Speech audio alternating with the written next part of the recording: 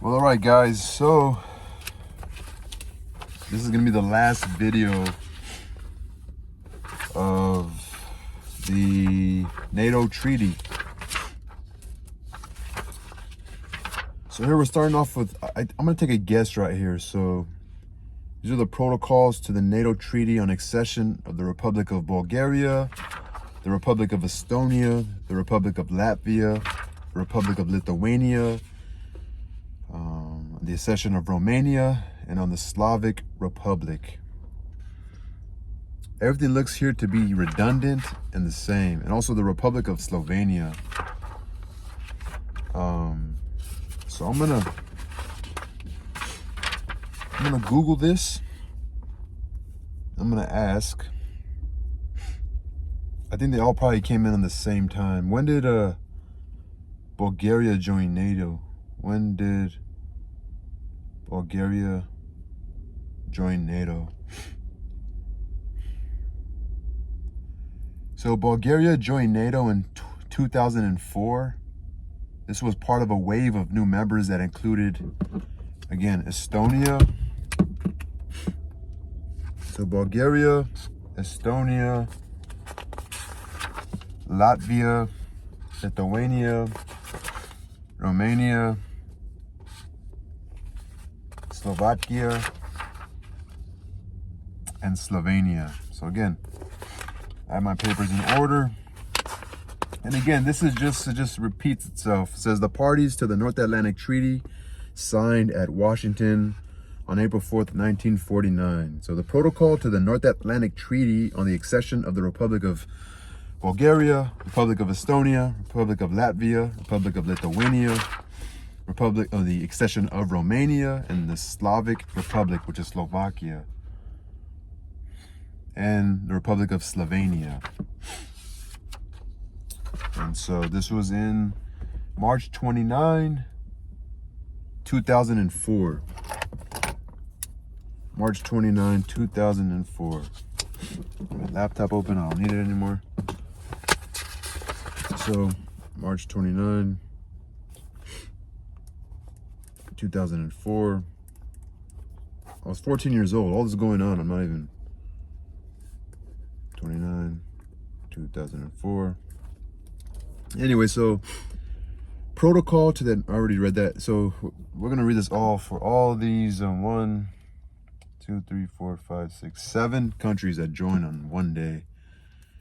I'm gonna show it on the map. I'm gonna see how crazy that is. So the parties to the North Atlantic Treaty signed at Washington on April 4th, 1949, being satisfied that the security of the North Atlantic Treaty area, North Atlantic area will be enhanced by the accession of all these 7 countries: Bulgaria, Estonia, Latvia, Lithuania, Romania, Slovakia, and Slovenia. Again, Article 1, upon the entry into force of this protocol, the Secretary General of the North Atlantic Treaty Organization shall, on behalf of all the parties, communicate to the government of the Republic of all these 7 countries an invitation to accede into the North Atlantic Treaty in accordance with Article 10 of the treaty. Remember, unanimous decision of all the current current parties or countries in NATO already have to agree. Shall become a party on the date when it deposits its instrument of accession with the government of the USA. Article 2 of the present protocol shall enter into force when each of the parties of the North Atlantic Treaty has notified the government of the US of its acceptance thereof. The government of the United States shall inform all the parties to the North Atlantic Treaty of the date of receipt of each notification and of the date of the entry into the force of the present protocol. Against Article 3, the present protocol, of which the English and French texts are equally authentic, shall be deposited in the archives of the government of the U.S. Duly certified copies thereof shall be sent to all the other people that are part of NATO. That we have these new countries that are involved. So, okay, so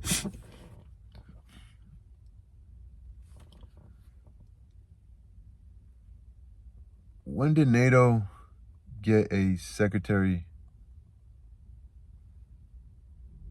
General?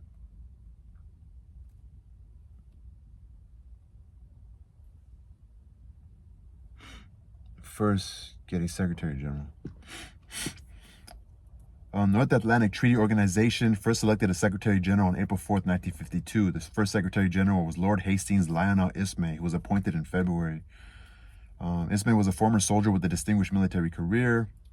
Winston Churchill recommended Ismay for the position. So the first Secretary General was Lord Hastings Lionel Ismay.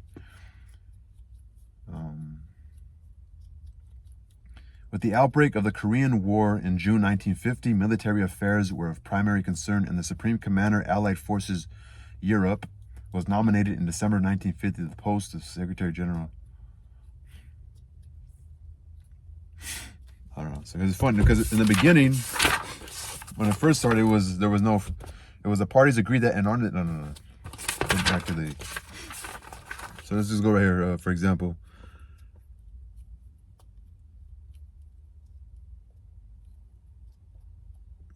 So the present protocol shall enter into force when each of the parties to the North Atlantic Treaty has notified the government of the United States.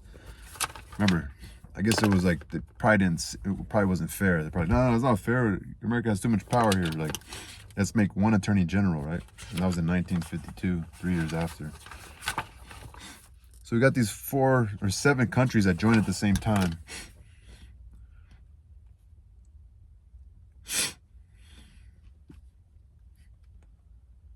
So I want it on a map. Let's look at a map.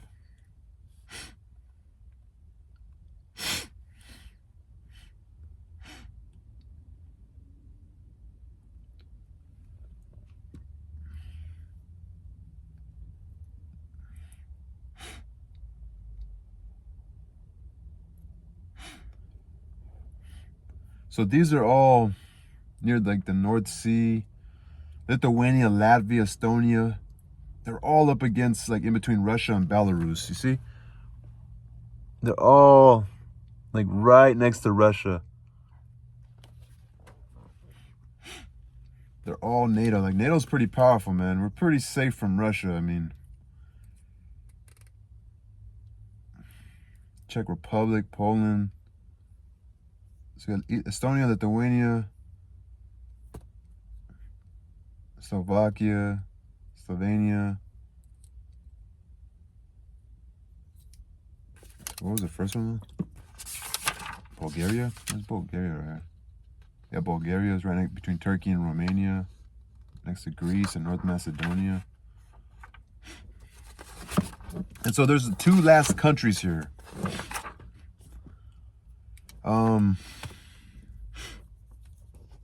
So there's Albania. When did Albania join? Let's just go straight to Google. When did Albania join NATO? It tells me right here because it says signed at Brussels on the first day of April 2009. So Albania joined the North Atlantic Treaty on April 1st, 2009. Albania's relationship with NATO began in 1992 when it joined the North Atlantic Cooperation Council. In 1994, Albania joined NATO's Cooperation Council. Albania received a membership action plan. In 2008, Albania received an invitation to join NATO at the Bucharest Summit.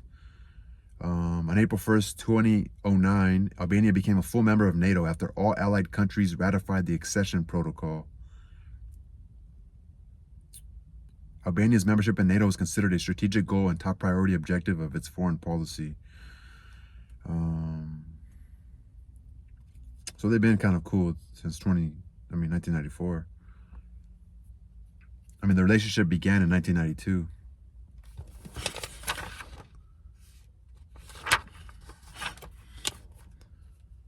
So when did Croatia join? Because it said, when did Croatia? Oh, NATO.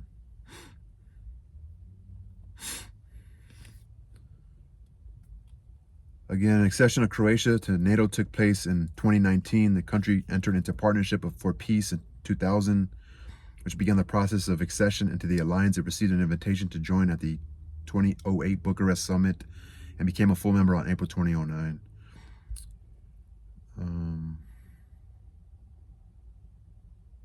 So same day, pretty much same day as Croatia joined the same day as Albania.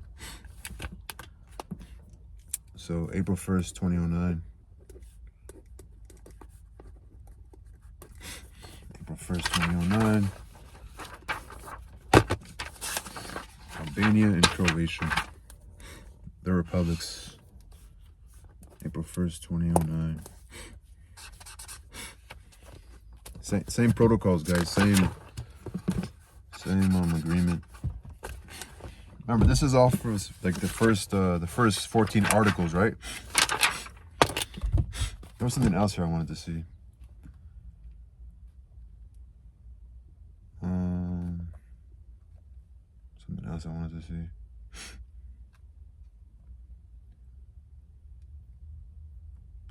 NATO ratified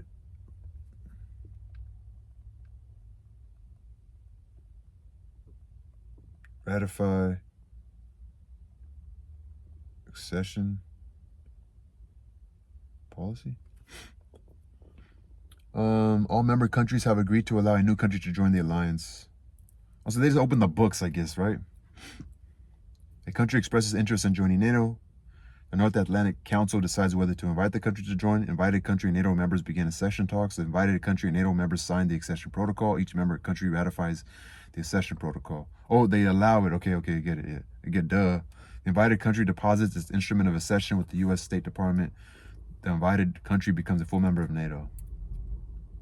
Open door policy, which is stated in Article 10, as we say. It's just interesting.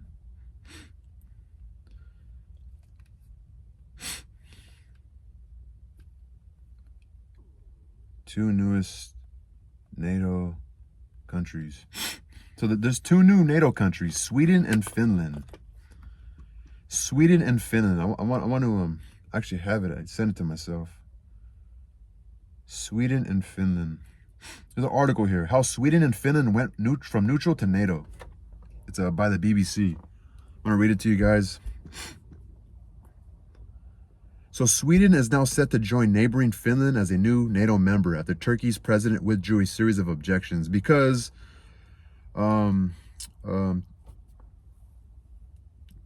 Turkey doesn't get along with one of these countries. We'll read it. Finland officially joined the Western Defense Alliance in April, bringing the number of member states to 31. The two Nordic states have long maintained military neutrality, but that changed in February 2022 when Russia launched its full-scale invasion of Ukraine, the biggest war on the European continent since World War II. Why do they join now? Vladimir Putin's full-scale invasion shattered a long-standing sense of stability in Northern Europe, leaving Sweden and Finland feeling vulnerable. Finland's ex-Prime Minister Alexander Stubb said joining the alliance was a done deal for his country as soon as Russian troops invaded Ukraine last year. For many Finns, which are people from Finland, the war brought a haunting sense of familiarity. It was in late 1939 that Soviets invaded Finland. For more than 3 months, the Finnish army put up fierce resistance despite being heavily outnumbered. Finland held out until March 1940, but lost its eastern province of Karelia to Russia. They avoided occupation, but ended up losing 10% of their territory.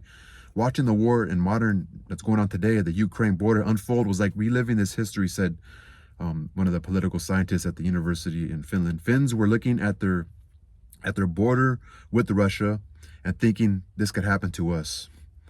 Sweden has felt endangered in recent years. Sweden's military weakness came into full view in 2013 when Russian bomber planes were able to simulate an attack on Stockholm, and Sweden needed NATO help to ward them off.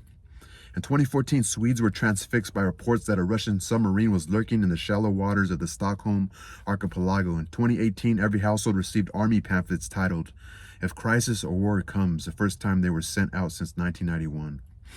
So this is the landscape. This is a geopolitical landscape.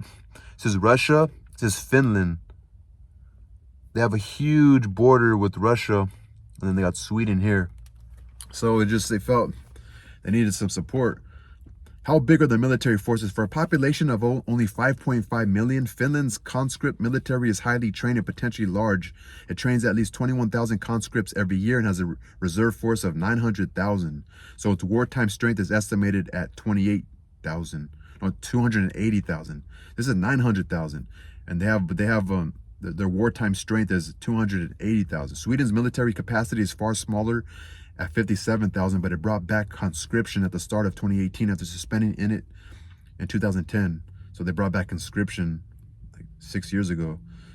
And the current number, so that's good. So from 1990, Sweden cut back the size of its military and changed its priorities from territorial defense to peacekeeping missions around the world. But that went into reverse with Russia's invasion of Crimea in 2014 and its increasing threat in the Baltic region.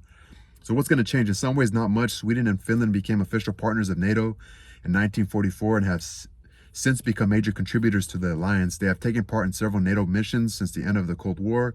The two countries will, for the first time, have security guarantees from nuclear states under NATO's Article 5, which views an attack on one member state as an attack on all. Remember, Article 5. Also, the nuclear umbrella. It's like a country who has nukes is going to guarantee those in its alliance that don't have nuclear nukes protection, right? Historian Heinrich Menander said Finns were mentally prepared for membership following a succession of small steps towards NATO since the fall of the Soviet Union.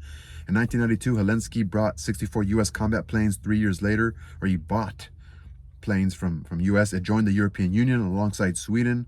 So in 1995, Sweden and Finland joined the European Union, and every Finnish government since then has reviewed the so-called NATO option. Finland has already reached NATO's agreed defense spending target of 2% of gross domestic product, and Sweden has drawn up plans to do so by 2026. Sweden may have been neutral during the Cold War, but at the time it kept a force of at least 15,000 soldiers on the Baltic island of Gotland and has recently rebuilt its presence there. It hopes to rebuild up its full military as well as conscript force in coming years. What are the risks? Russian President Vladimir Putin believes NATO expansion is a direct threat to his country's security and claimed it was the reason he launched the 2022 war in Ukraine, but his invasion had the opposite effect by only serving to extend NATO's reach. So it's pretty brilliant I feel like it was like and it's funny, they're using a country that's not even part of NATO, but obviously they're friends. Ukraine's friends with us, right? Because Ukraine and Russia obviously have a history. They used to be part of Russia, and Russia still thinks that that's our people or whatever, our land. And so Finland accession was a particular setback, further extending NATO's influence over the Baltic Sea, and it brought a warning from the Kremlin of unspecified military technical measures and retaliation. Russia's foreign ministry said both Sweden and Finland had been warned of the consequences if they did choose to join. Now that Sweden has been given the green light by Turkey to become a member, the Kremlin has said it will respond with the same kind of measures it proposed for Finland. What those measures would be is still vague. Russia says it has moved tactical nuclear weapons to Belarus, and they could reach Finland and Sweden. But former Finland Prime Minister Alexander Stubb has warned that Russian cyber attacks, disinformation campaigns, and occasional airspace violations are more likely. Will NATO make Sweden and Finland safer? Under Article 5, Finland has and Sweden will soon have the commitment of the entire alliance to come to their aid if they come under attack. Their membership also makes defending the Nordic and Baltic region far more comprehensive. But there was a significant minority, at least in Sweden, who believe membership will have an adverse effect. Deborah Solomon from the Swedish Peace and Arbitration Society argued that NATO's nuclear deterrence increased tensions and risked an arms race with Russia. This complicated peace effort, she said, and made Sweden a less safe place. Another fear is that in joining the alliance, Sweden will lose its leading role in global nuclear disarmament efforts. Many of Sweden's NATO skeptics look back to the period between the 1960s and 80s when Sweden used its neutrality to position itself as an international mediator. Joining NATO will be abandoning that dream, Mrs. Solomon said. Finland's neutrality was very different. It came about as a condition of peace imposed by the Soviet Union in a 1948 friendship agreement. It was seen as a pragmatic way of surviving and maintaining the country's independence. They're kind of coerced to do it, right? Soviet was pretty strong, and they still are. If Sweden's neutrality was a matter of identity and ideology, in Finland it was a question of existence, said Heinrich Menander. Part of the reason Sweden could even afford to have a debate about NATO membership was because it used Finland and the Baltics as a buffer zone. Because, between Sweden and Russia was Finland. Finland abandoned its neutrality after the Soviet Union collapsed. It looked to the West and sought to free itself from the Soviet sphere of influence. This is more interesting. Why Turkey resisted Sweden and Finland. Turkey, and to a lesser extent Hungary, initially resisted both Sweden and Finland to join NATO. Ankara accused the Nordic nations of supporting what it called terrorist organizations, including the Kurdish militant PKK and Gulen movement, which Turkey blames for an attempted coup in 2016. Kurds make up 15 to 20% of Turkey population and have been persecuted by Turkish authorities for generations. The Kurds used to be powerful back then. Like in history, the Kurds used to have maybe their own dynasty and empire, but the Kurdish people are still around. They're kind of like Palestinians sort of, I don't know, but no, Turkey's, they've been enemies for a long time, and they still have situations going on. But it was Sweden that triggered most hostility, as Kurds have mobilized successfully in politics there over the decades. So there's Kurdish people in the country of Sweden. So Turkey doesn't like that because the Kurds are Turkey's enemy. President Erdogan asked how a country with terrorists on the streets can contribute to NATO. His main demand was to end political, financial, and arms support to militants. Sweden updated its terror laws in June 2023 to outlaw taking part in an extremist group in a way that supported it. And weeks later, a Kurdish man was jailed for attempting to finance terrorism. But there was some suggestion denied by Turkey that its main reason for resisting Sweden's bid was that Ankara was waiting for the U.S. to provide F-16 fighter jets. I don't know. It's just sad. It's sad. Around the world, there's a lot of sad stuff going on. But also right here, we also have Sweden and Finland just joined recently, like officially, right? I'm gonna look it up actually. When did Sweden and, it's gonna say on March 2024 and April 2023 respectively, both countries applied to join NATO in 2022 of May, shortly after Russia's invasion of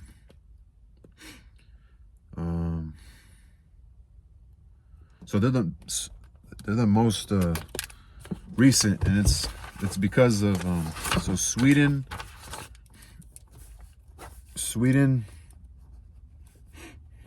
and the fuck, see, my brain is what, catch up brain.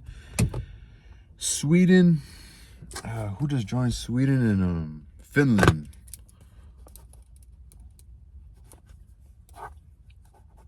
Join in 2023 and 2024. Anyway, y'all, take care.